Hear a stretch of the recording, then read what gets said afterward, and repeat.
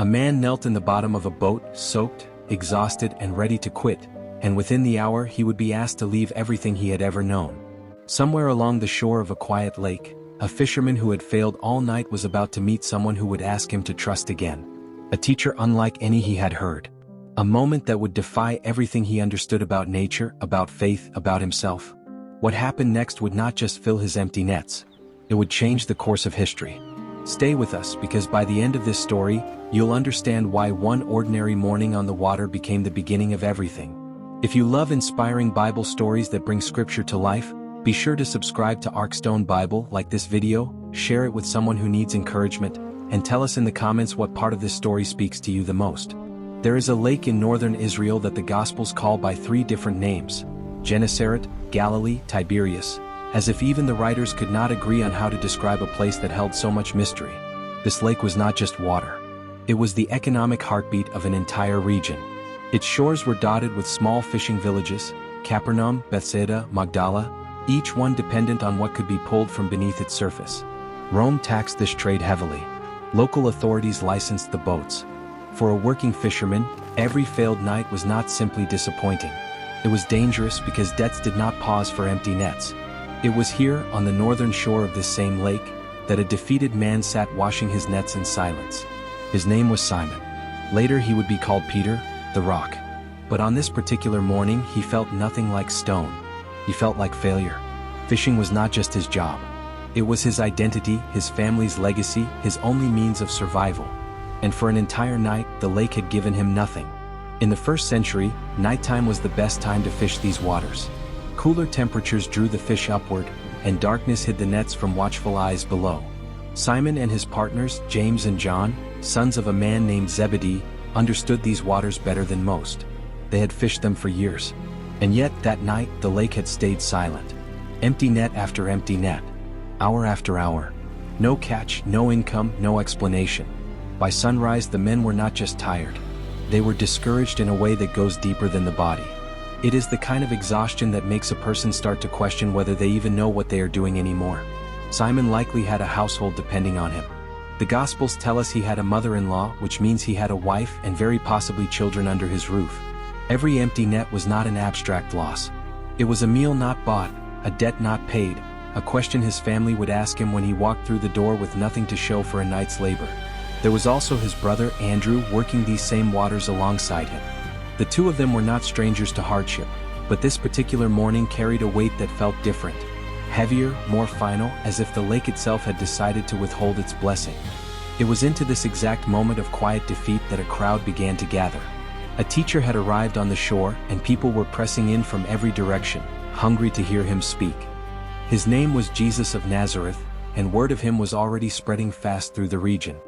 He had recently begun calling on Simon's own household, healing his mother-in-law, teaching in the synagogue at Capernaum, drawing attention wherever he went. This was not the first time Simon had crossed paths with Jesus. According to John's Gospel, Andrew had already met him near the Jordan River, in the company of John the Baptist, and had brought his brother Simon to meet him then. Jesus had looked at him that day and given him a new name, Cephas, meaning rock, long before this moment on the boat. The relationship between these two men had already quietly begun. What Simon did not yet know was how far it would go. But on this particular morning, Simon was not thinking about any of that. He was thinking about torn nets, wasted hours, and how he would explain another failed catch to his family. Then Jesus did something unexpected. Instead of speaking from the shore, he asked Simon if he could step into his boat and push out a little from the land, so he could teach the crowd more easily. Simon agreed. Perhaps out of respect. Perhaps simply because he had nothing left to lose. So there he sat, in his own boat, listening to a stranger teach, a man he had likely only just begun to know. When Jesus finished speaking, he turned to Simon and said something that must have felt almost insulting to a professional fisherman who had just failed all night. Put out into the deep water and let down your nets for a catch. Every instinct in Simon's body had reason to say no. Daylight fishing rarely worked in these waters. He had already tried all night with no results. He was tired, discouraged, and talking to a carpenter's son, not a fisherman. But Simon said something remarkable instead.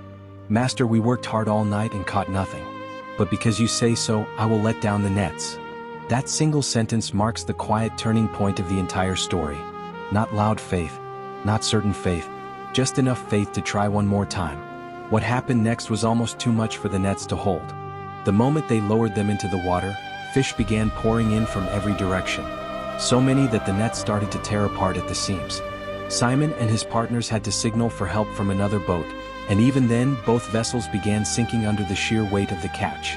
Picture the confusion on the shore as onlookers watched two boats ride lower and lower into the water. Picture the shouting between the men, the frantic grabbing at torn netting, the sheer physical struggle of trying to contain more fish than the lake had offered in weeks combined. This was not a modest improvement over their luck. It was an overturning of everything these experienced fishermen understood about their own trade. This was not a lucky break. This was not coincidence. This was nature itself responding to a single command. James and John, still in the second boat, felt the same disbelief ripple through them. These were seasoned men who had spent their lives reading the water, the wind, the season. Nothing in their experience could explain what was happening in front of them. Word of what had happened on the water spread through the gathered crowd almost instantly. In a culture where livelihood and survival were tied so closely to the land and sea, a catch like this was not just impressive. It was unsettling. People whispered among themselves, trying to make sense of a man who could command empty water to suddenly overflow with life. Some had come that morning simply curious to hear a teacher speak. They left having witnessed something they would talk about for the rest of their lives. And in that instant, Simon understood something far greater than fish. He fell to his knees in the middle of that overflowing boat and said words that revealed the depth of what he was feeling. "Go away from me, Lord, for I am a sinful man." It seems backwards. The miracle should have brought him joy first. Instead, it brought him face to face with his own unworthiness. Simon suddenly saw the difference between who Jesus was and who he was, and the gap terrified him. This is one of the most human moments in the entire gospel account. When we encounter something greater than ourselves, our first reaction is rarely triumph. It is often trembling. But Jesus did not respond to Simon's fear with distance. He responded with reassurance. "Do not be afraid," Jesus told him. "From now on you will catch men, not fish, men." A calling far bigger than nets and boats and empty mornings on the water. That phrase would not stay a mystery forever. Years later, in Jerusalem, this same Simon would stand before a massive crowd during a Jewish festival called Pentecost and deliver a single sermon that historians say drew thousands of new believers in a single day. The fisherman who once could not catch a single fish through an entire night would go on to become known, in the earliest accounts of the Christian movement, for the sheer number of lives he helped bring into a new faith. The words spoken quietly on a fishing boat had become a reality on a far greater scale than anyone standing in that boat could have imagined. This was not a metaphor Simon fully understood in that moment. He could not have known that this single sentence would eventually lead him to becoming one of the most influential figures in human history, a foundational voice in the early Christian movement, a man whose name would be spoken for thousands of years afterward. What happened next may be the most staggering detail of the entire account. Simon and his partners had just experienced the greatest catch of their lives. A literal boatload of provision, security, and profit beyond anything they had ever pulled from these waters. And they left it all on the shore. Luke's gospel records it plainly. They brought their boats to land and left everything and followed him. Not after thinking it over for weeks. Not after securing their finances first. In that same moment, while the fish were still spilling from the nets, they chose to walk away from the very miracle that had just saved their livelihood, because something greater had just called their names. This choice becomes even more remarkable when we remember what would come later. Simon, now called Peter, would go on to walk on water, to declare Jesus as the Messiah, to deny knowing him 3 times in his darkest hour, and still be restored again beside this same lake, told once more to feed and tend to others. History did not stop there either. Tradition holds that this same fisherman would go on to preach before thousands, help lead a movement that would spread across continents, and ultimately give his life for the message he once doubted he was worthy to carry. A man who could not fill a net on his own became, in time, someone credited with helping shape the course of an entire faith that endures thousands of years later.